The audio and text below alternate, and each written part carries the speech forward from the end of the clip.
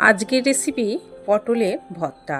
এখানে পটলগুলো একটা ছুরি দিয়ে চেঁচে নিয়ে পটলের দুই পাশটা একটু করে কেটে ফেলে দিয়ে পটলটা এইভাবে 4 টুকরো করে নিয়েছি আর ভালো করে ধুয়ে রেখেছি। গ্যাস জ্বালিয়ে কড়াই বসিয়ে কড়াইয়ে অল্প জল দিয়ে কাটা পটলগুলো দিয়ে চাপা দিয়ে দেবো। গ্যাসটা লো টু মিডিয়ামে রাখবো। দেখুন বন্ধুরা, পটলগুলো ভালোভাবে সিদ্ধ করে নিয়েছি আর পটলের জলটাও পটলের মধ্যেই মেরে দিয়েছি। এদিকে পেঁয়াজ আর রসুন কেটে নিয়েছি।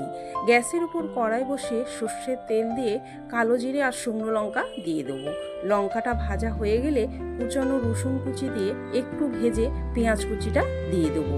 এদিকে মিক্সির জারের মধ্যে পটল সিদ্ধ, গোটা রসুন আর কাঁচা লঙ্কা দিয়ে এটা মিক্সিতে ভালোভাবে পিষে নেব। পেঁয়াজটা ভাজা হয়ে গেছে, এবার পটল বাটাটা দিয়ে স্বাদ মতো নুন, অল্প হলুদ গুঁড়ো, একটু চিনি দিয়ে ভালোভাবে নাড়তে থাকবো। দেখুন বন্ধুরা, পটলটা নাড়তে নাড়তে এই রকম ঠিক হয়ে যাবে। তারপর একটা বাটিতে এটা তুলে নিয়ে ওপর থেকে সর্ষের তেল দিয়ে পরিবেশন করে দেবো এই পটলের ভর্তাটা। পটলের ভর্তাটা গরম ভাতে এত দুর্দান্ত খেতে লাগে যে কি বলবো।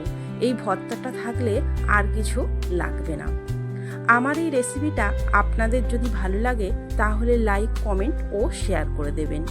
যদি এই রেসিপিটা আপনারা ফেসবুক থেকে দেখেন তাহলে ফলো করে দেবেন আর ইউটিউব থেকে দেখলে সাবস্ক্রাইব করে দেবেন। ধন্যবাদ বন্ধুরা।